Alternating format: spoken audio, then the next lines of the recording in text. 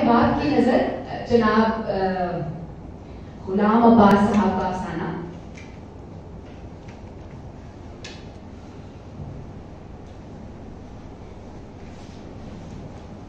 شہر سے کوئی 1.5-2 میل کے فاصلے پر پرفضا باغوں اور پھلواریوں میں گھری ہوئی قریب قریب ایک ہی وضع کی بنی ہوئی عمارتوں کا ایک سلسلہ ہے جو دور تک پھیلتا چلا گیا ہے. ان عمارتوں میں کئی چھوٹے بڑے دفتر ہیں جن میں کم و بیش 4000 آدمی کام کرتے ہیں.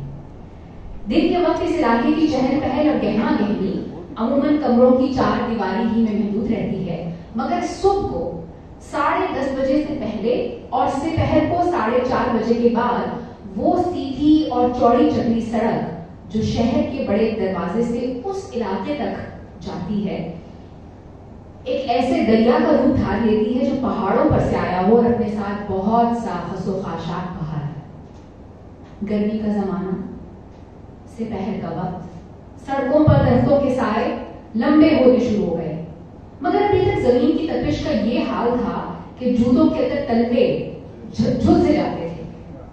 ابھی ابھی ایک چھڑکاؤ گاڑی گزری تھی، سڑک پر جہاں جہاں پانی پڑا تھا بخارات اٹھ رہے تھے. شریف حسین کلرک درجہ دوم معمول سے کچھ سویرے دفتر سے نکلا اور اس بڑے پھاٹک کے باہر آ کر کھڑا ہو گیا جہاں سے تانگے والے شہر کی سواریاں لے جایا کرتے تھے. گھر کو لوٹتے ہوئے آدھے راستے تک تانگے میں سوار ہو کر جانا ایک ایسا لطف تھا جو اسے مہینے کے شروع کے صرف 4-5 روز ہی ملا کرتا تھا، اور آج کا دن بھی انہیں مبارک دنوں میں سے تھا. آج خلاف معمول تنخواہ کے 8 روز بعد بھی اس کی جیب میں 5 روپے کا نوٹ اور کچھ آنے پیسے پڑے تھے. اب جو وجہ ہے وہ میں یہاں بیان کرنا نہیں چاہتی، لیکن افسانے کا حصہ ہے. وجہ یہ تھی کہ اس کی بیوی مہینے کے شروع ہی میں بچوں کو لے کر میکے چلی گئی تھی اور گھر میں وہ اکیلا رہ گیا تھا. دن میں دفتر کے حلوائی سے 2-4 پوریاں لے کر کھا لی تھی اور اوپر سے پانی پی کر پیٹ بھر لیا. رات کو شہر کے کسی سستے سے ہوٹل میں جانے کی ٹھہرائی تھی، بس بے فکری ہی بے فکری. تھوڑی دیر میں دفتر سے کلرکوں کی ٹولیاں نکلنی شروع ہوئی. ان میں typist, record keeper, accountant, head clerk, superintendent, غرض ادنا و اعلیٰ ہر درجے اور حیثیت کے کلرک تھے، اور اسی لحاظ سے ان کی وضع قطع بھی ایک دوسرے سے جدا تھی. مگر بعض ٹائپ خاص طور پر نمایاں تھے. سائیکل سوار، آدھی آستینوں کی قمیص، خاکی زین کے نیکر اور چپل پہنے، کلائی پر گھڑی باندھے، رنگ دار چشمہ لگائے، بڑی بڑی توندوں والے بابو چھاتا کھولے، منہ میں بیڑی، بغلوں میں فائلوں کے گٹھے دبائے.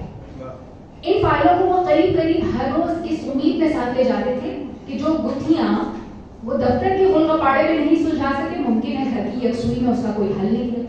مگر گھر پہنچتے ہی وہ گرہستی کے کاموں میں ایسے الجھ جاتے کہ انہیں دیکھنے تک کا موقع نہ ملتا، اور اگلے روز انہیں یہ مفت کا بوجھ کیوں کا توں واپس لے کے آنا پڑتا. ان کلرکوں میں ہر عمر کے لوگ تھے، ایسے کم عمر بھولے بھالے ناتجربہ کار بھی جن کی ابھی مسیں بھی نہیں بھیگی تھی اور جنہیں اپنی اسکول سے نکلے 3 مہینے بھی نہیں ہوئے تھے، اور ایسے عمر رسیدہ جہاں دیدہ خاک بھی جن کی ناک پر سال ہر سال اینک کے استعمال کے باعث گہرا نشان پڑ گیا تھا، اور جنہیں سڑک کے اتار چڑھاؤ دیکھتے دیکھتے 25-30 برس بیت چکے تھے.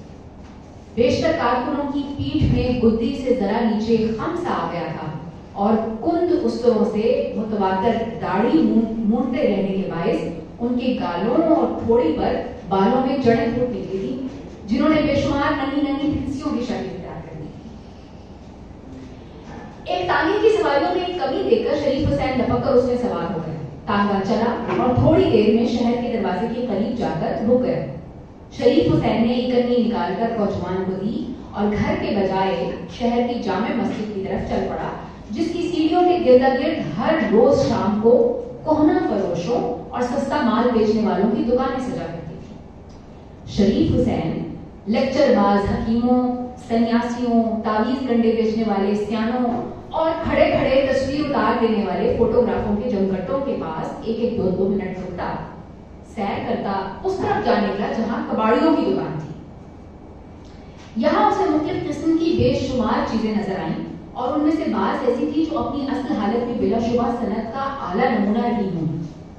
مگر ان کباڑیوں کے ہاتھ پڑتے پڑتے یا تو ان کی صورت اس قدر مست ہو گئی تھی کہ پہچانی ہی نہ جاتی تھی، یا ان کا کوئی حصہ ٹوٹ پھوٹ کر شکار ہو گیا تھا۔ ان میں انواع و اقسام کی کئی اشیاء تھیں، مثلا چوکھٹے، گراموفون کی کل پرزے، جراحی کے آلات، ستار، بھس برا ہرن، پیتل کے نمکین، بدھ کا نیم قد مجسمہ وغیرہ۔ ایک دکان پر اس کی نظر سنگ مرمر کے ٹکڑے پر پڑی جو معلوم ہوتا تھا کہ مغل بادشاہوں کے کسی مقبرے یا بارہ گری سے اکھاڑا گیا ہے۔ اس کا طول کوئی 1.25 فٹ اور عرض 1 فٹ تھا۔ شریف حسین نے اس ٹکڑے کو اٹھا کر دیکھا۔ یہ ٹکڑا ایسی نفاست سے تراشا گیا تھا کہ اس نے محض یہ دیکھنے کے لیے کہ بھلا کباڑی سے کیا دام بتائے گا قیمت دریافت کی 3 روپے۔ کباڑی نے اس کے دام کو زیادہ نہیں بتایا، مگر آخر اسے اس کی ضرورت ہی کیا تھی؟ اس نے ٹکڑا رکھ دیا اور چلنے لگا۔ کیوں حضرت، چل دیے، آپ بتائیے کیا دیجیے گا؟ وہ رک گیا۔ اسے یہ ظاہر کرتے ہوئے شرم سی آئی کہ اسے اس چیز کی ضرورت ہی نہ تھی اور اس نے محض اپنے شوق تحقیق کو پورا کرنے کے لیے قیمت پوچھی تھی۔ اس نے سوچا دام اس قدر کم بتاؤ کہ جو کباڑی کو منظور ہی نہ ہو، کم از کم وہ اپنے دل میں یہ تو نہ سوچے گا کہ کوئی کملا ہے۔ ہم تو 1 روپیہ دیں گے۔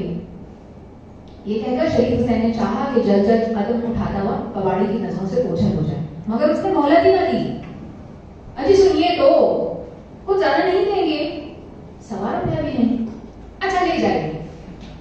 شریف حسین کو اپنے آپ پر غصہ آ گیا کہ میں نے 12 آنے کیوں نہ کہے۔ اب لوٹنے کے سوا چارہ ہی کیا تھا۔ قیمت ادا کرنے سے پہلے اس نے اس مرمری ٹکڑے کو اٹھا کر دوبارہ دیکھا بھالا کہ اگر ذرا سا بھی نقص نظر آئے تو اس سودے کو منسوخ کر دے، مگر وہ ٹکڑا بے عیب تھا۔ نہ جانے کباڑی نے اسے اس قدر سستا بیچنا کیوں قبول کر لیا تھا۔ رات کو جب وہ کھلے آسمان کے نیچے اپنے گھر کی چھت پر اکیلا بستر پر کروٹیں بدل رہا تھا تو اس سنگ مرمر کے ٹکڑے کا ایک مصرف اس کے ذہن میں آیا۔ خدا کے کام عجیب ہیں، وہ بڑا غفور رحیم ہے۔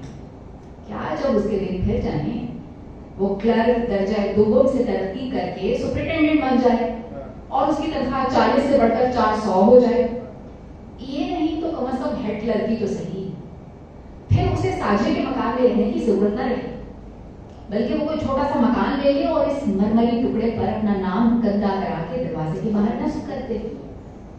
مستقبل کی یہ خیالی تصویر اس کے ذہن پر کچھ اس طرح چھا گئی کہ یا وہ اس مرمری ٹکڑے کو بالکل بے مصرف سمجھتا تھا یا اسے ایسا محسوس ہونے لگا گویا ایک عرصے سے اسے اس قسم کے ٹکڑے کی تلاش تھی۔ شروع میں جب وہ ملازم ہوا تھا تو اس کا کام کرنے کا جوش اور ترقی کا بلبلہ انتہا کو پہنچا ہوا تھا، مگر 2 سال کی صحیح لا حاصل کے بعد اس کے یہ جوش ماند پڑنے لگا۔ مگر اب سنگ مرمر کے اس ٹکڑے نے گویا اسے پھر سے نئے جوش اور بلبلے سے ہمکنار کر دیا اور رفتہ رفتہ اس کے خیالوں میں ہلچل مچا رہا۔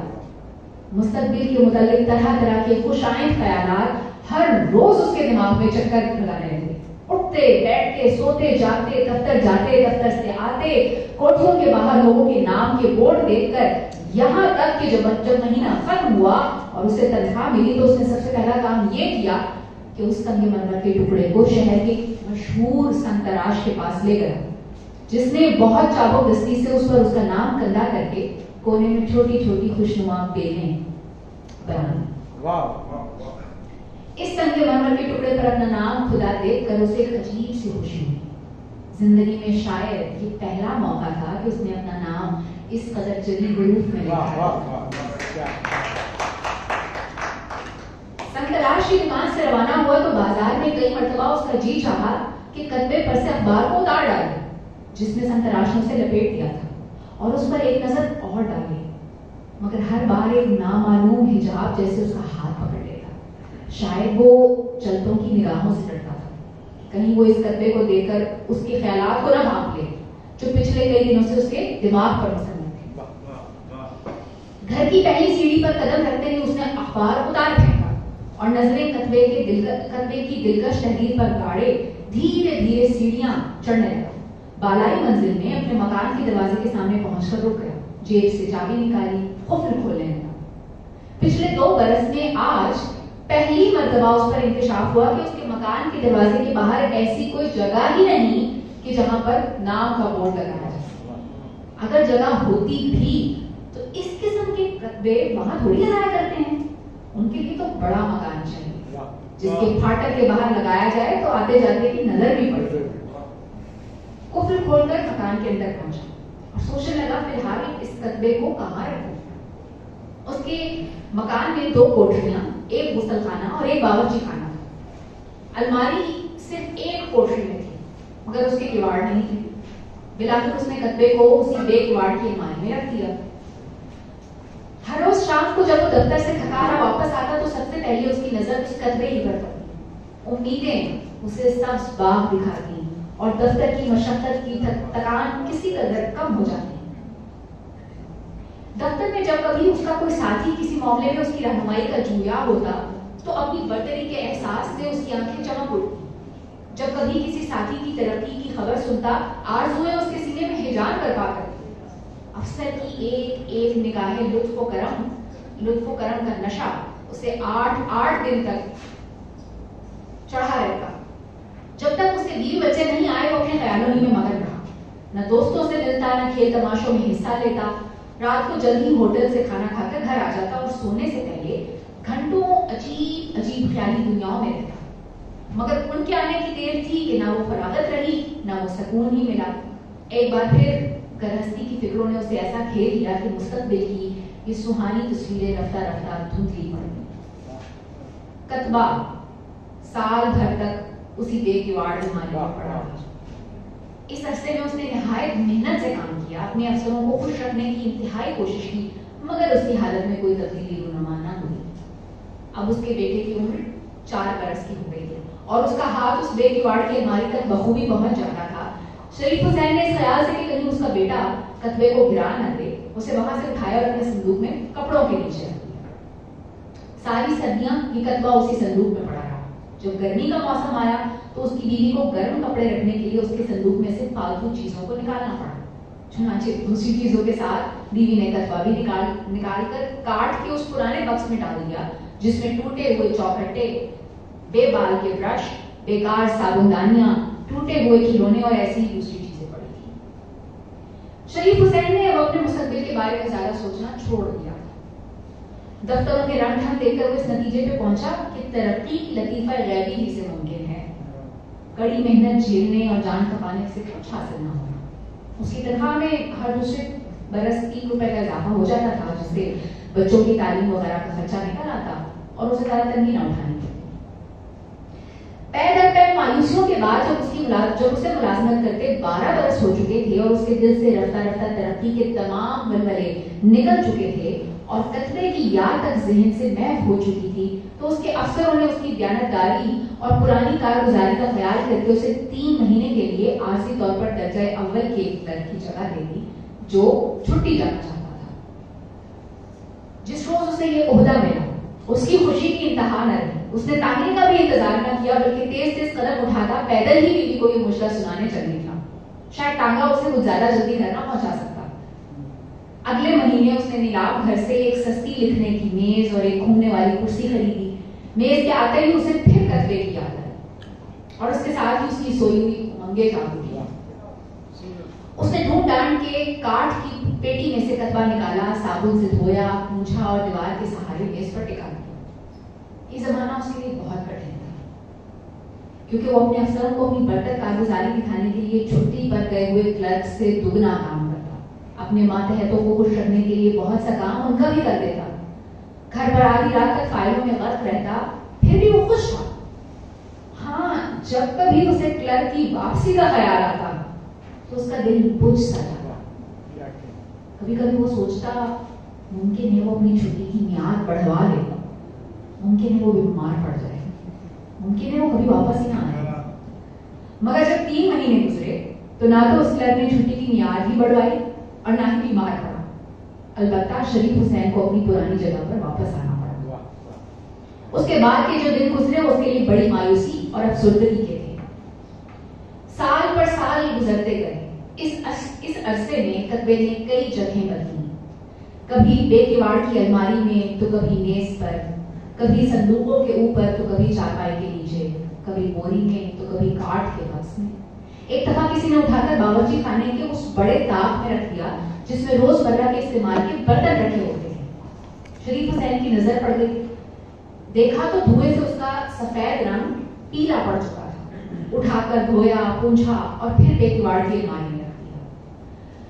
مگر چند ہی روز اسے پھر وہاں سے غائب کر دیا گیا اور اس کی جگہ وہاں کاغذی پھولوں کے بڑے بڑے گملے رکھ دیے جو شریف حسین کے بڑے بیٹے کے کسی دوست نے اسے تحفے میں دیے تھے. رنگ پیلا پڑ جانے سے کتبہ الماری میں رکھا ہوا بدنما معلوم ہوتا تھا, مگر اب کاغذی پھولوں کے سرخ سرخ رنگوں سے الماری میں جیسے جان پڑ گئی تھی اور ساری کوٹری دہل اٹھی تھی. 55 برس کی عمر میں اسے پینشن مل گئی. اب اس کا بڑا بیٹا ریل کے مال گودام میں کام کرتا تھا. چھوٹا کسی دفتر میں ٹائپسٹ تھا اور اس سے چھوٹا انٹرسٹ پہ پڑتا تھا. اپنی پینشن اور لڑکوں کی تنخواہیں سب مل ملا کے کوئی 150 روپے ماہوار کے لگ بھگ آمدنی ہو جاتی تھی جس میں بخوبی گزر ہونے لگی تھی. علاوہ ازیں اس کا ارادہ کوئی چھوٹا موٹا ویپار شروع کرنے کا بھی تھا, مگر مندے کے ڈر سے ابھی پورا نہ ہو سکا تھا. اپنی کفایت شعاری اور بیوی کی سلیقہ مندی کی بدولت اس نے بڑے بیٹے اور بیٹی کی شادی خوب دھوم دھام سے کر دی تھی. ان ضروری کاموں سے نمٹ کر اس کے جی میں آئی کہ حج کر ڈالے, مگر اس کی توفیق نہ ہو سکی. البتہ کچھ دنوں مسجدوں کی رونق خوب بڑھائی, مگر جلد ہی بڑھاپے کی کمزوریوں اور بیماریوں نے دبانا شروع کر دیا اور زیادہ تر چارپائی پر پڑا رہنے لگا. جب اسے پینشن وصول کرتے ہوئے کافی سال بیت گئے تو جاڑے کی ایک رات وہ کسی کام سے بستر سے اٹھا. گرم گرم لحاف سے نکلا تھا. پچھلے پہر کی سرد اور تند ہوا تیر کی طرح اسے سینے میں لگی اور اسے نمونیا ہو گیا. بیٹوں نے اس کے بہترے علاج معالجے کرائے. اس کی بیوی اور بہو دن رات اس کی پٹی سے لگی بیٹھی رہی, مگر افاقہ نہ ہوا اور وہ کوئی 4 دن بستر پر پڑے رہنے کے بعد مر گیا. اس کی موت کے بعد اس کا بڑا بیٹا مکان کی صفائی کرا رہا تھا کہ پرانے اسباب کا جائزہ لیتے ہوئے ایک بوری میں اسے یہ کتبہ مل گیا. بیٹے کو باپ سے بے حد محبت تھی. کتبے پر باپ کا نام دیکھ کر اس کی آنکھوں میں بے اختیار آنسو بھر آئے اور وہ دیر تک ایک محویت کے عالم میں اس کی خطاطی اور نقش و نگار کو دیکھتا رہا. اچانک اسے ایک بات سوچی جس نے اس کی آنکھوں میں چمک پیدا کر دی. اگلے روز وہ کتبے کو ایک سرتراش کے پاس لے گیا اور اس کتبے کی عبارت میں تھوڑی سی ترمیم کرائی اور پھر اسی شام اسے اپنے باپ کی قبر پر نصب کرا دی.